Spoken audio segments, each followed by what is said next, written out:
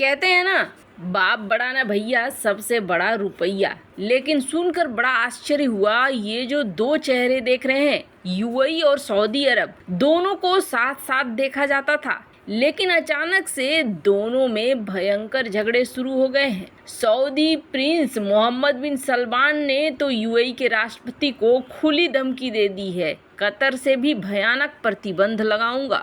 आखिर ये सब कुछ हो क्यों रहा है इन दो देशों के बीच में? तो वहीं दूसरी तरफ भारत ने एक बार फिर से पुतिन को बचा लिया है और पश्चिमी देशों से पंगा ले लिया है। जानेंगे जियोपॉलिटिक्स में क्या कुछ चल रहा है, आइए जानते हैं इन खबरों को विस्तार से। ये जो मैप में देश देख रहे हैं आप, एक तरफ है यूएई और दूसरी तरफ है सऊदी। इन देशों के बीच वैसे तो ये पूरा इलाका ही एक ऐसा इलाका है जिसे खाड़ी देश कहा जाता है, और यहाँ ये दोनों देश चाहते हैं कि हमारा वर्चस्व हो, दुनिया हमें माने। जो अरब वर्ल्ड है, अरब वर्ल्ड हमें माने कि हम ही यहाँ के राजा हैं, यहाँ हमारा ही ऑर्डर चलता है। होता भी यही आया है। अभी तक इस इलाके में इन्हीं दो देशों का वर्चस्व रहा है, लेकिन अब अचानक से ये देखने को मिला है, ये दोनों देश एक दो साल से नहीं बल्कि दशकों से एक दूसरे के दोस्त रहे हैं, पर अचानक से जो प्रिंस है, प्रिंस का गुस्सा फूट रहा है यूएई के राष्ट्रपति के साथ। कई बार यूएई के राष्ट्रपति और सऊदी अरब के प्रिंस दोनों को देखा गया है एक दूसरे के साथ बड़े दोस्ताना लहजे में, लेकिन ये पहली बार है जब देखा जा रहा है कि सऊदी अरब के प्रिंस ने कह दिया है कि मैं यूएई के ऊपर ऐसे प्रतिबंध लगाऊंगा जो प्रतिबंध मैंने कतर पे लगाया था उससे ज़्यादा भयंकर होगा। अब आपको बता दें, सिर्फ इतना ही नहीं रहा है, बल्कि यहाँ तक कह दिया है प्रिंस ने कि हमारी पीठ पर यूएई ने छुरा घोंपा है। ये सारे जो स्टेटमेंट है, ये स्टेटमेंट देखकर ही समझ में आ रहे हैं कि दोनों देशों के बीच चीजें बड़ी खतरनाक लेवल पर पहुंच गई है। खाड़ी के दो सबसे प्रभावशाली मुस्लिम देश और दोनों के बीच जंग जैसे हालात बने हैं। सऊदी प्रिंस वैसे तो पिछले 6 महीनों से यूएई के राष्ट्रपति से कोई बातचीत नहीं कर रहे हैं और इन्होंने सामने आकर कभी कुछ कहा भी नहीं, लेकिन अचानक से सऊदी प्रिंस ने पत्रकारों से बातचीत करते हुए अचानक से कह दिया कि हम कतर से भी भयानक प्रतिबंध लगाएंगे और यूएई को भुगतना पड़ेगा अंजाम। वैसे यूएई ने इस चीज़ को अभी तक सोचा भी नहीं होगा, सऊदी अरब की तरफ से ऐसा स्टेटमेंट आएगा। लेकिन अब बात क्या हुई है, आखिर क्यों ये सारी चीज़ें कही जा रही है, तो आपको बता दें। पहली बात तो ये है कि सऊदी अरब और यूएई, सऊदी अरब क्षेत्रफल में आप देखेंगे तो यूएई की तुलना में काफ़ी बड़ा है और इसके आसपास आपको सारे मुस्लिम देश देखने को मिलेंगे। Yemen, Oman, Iran, Iraq, Kuwait, ये सारे देश मिलेंगे।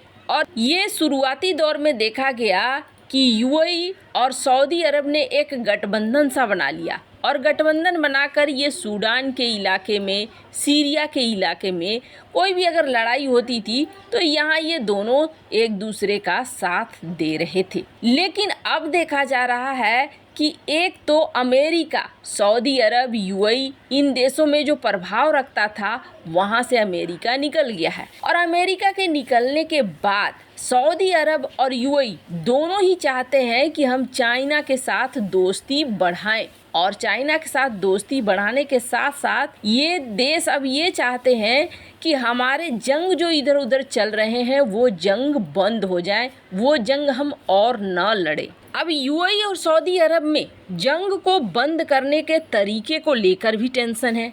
कहा जा रहा है कि ये लड़ाई शुरू हो रही है सूडान से। स्क्रीन पर आप देख सकते हैं कि सूडान जो युद्ध है वो वहाँ पर दोनों के बीच मतभेद देखने को मिल रहा है। इसके बाद एक दूसरी चीज भी हो रही है और वो दूसरी चीज हो रही है ओपेक में। ओपेक में दरअसल रूस और सऊदी अरब के प्रिंस दोनों बहुत अच्छे दोस्त भी हैं। इन दोनों को देखा जा रहा है कि ये दोनों अपने हिसाब से प्रोडक्शन कट करवाते हैं, अपने हिसाब से तेल के कीमतों को बढ़वा रहे हैं। सऊदी प्रिंस जिस तरीके से रूस की बात मान रहे हैं, ये चीज़ पसंद नहीं आ रहा है यूएई को।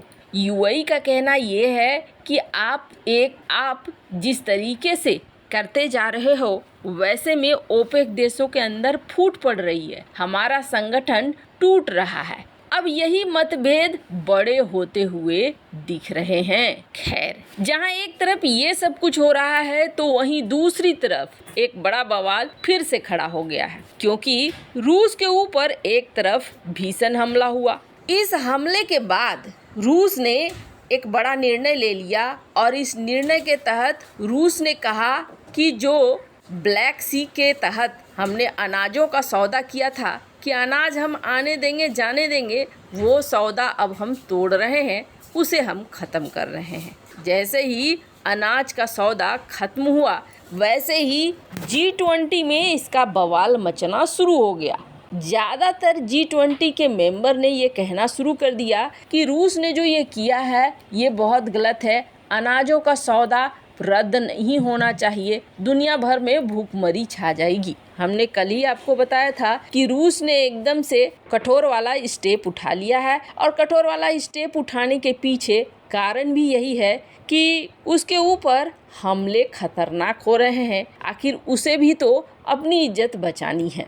अब G20 देशों ने एक बार फिर से, खास तौर पर जो पश्चिमी देश हैं, इन पश्चिमी देशों ने भारत के ऊपर दबाव बनाना शुरू कर दिया। इसलिए दबाव बनाना शुरू कर दिया, इन्हें लगा अब एक बड़ा अच्छा मौका है और भारत हमारी बात सुन भी लेगा। क्यों?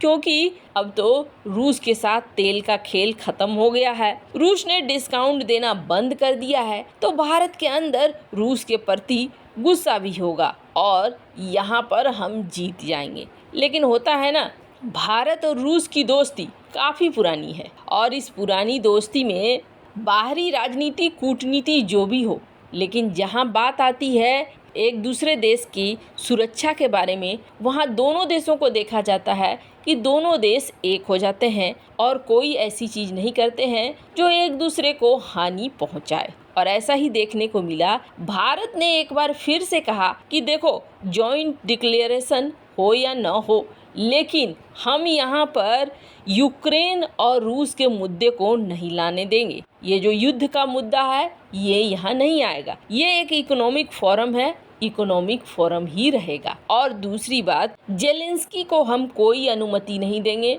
न जेलेंस्की इस मीटिंग में शामिल हो सकता है और न ही जेलेंस्की को हम ये अनुमति देंगे कि वो ऑनलाइन आकर वर्चुअल तरीके से इस मीटिंग को संबोधित करे।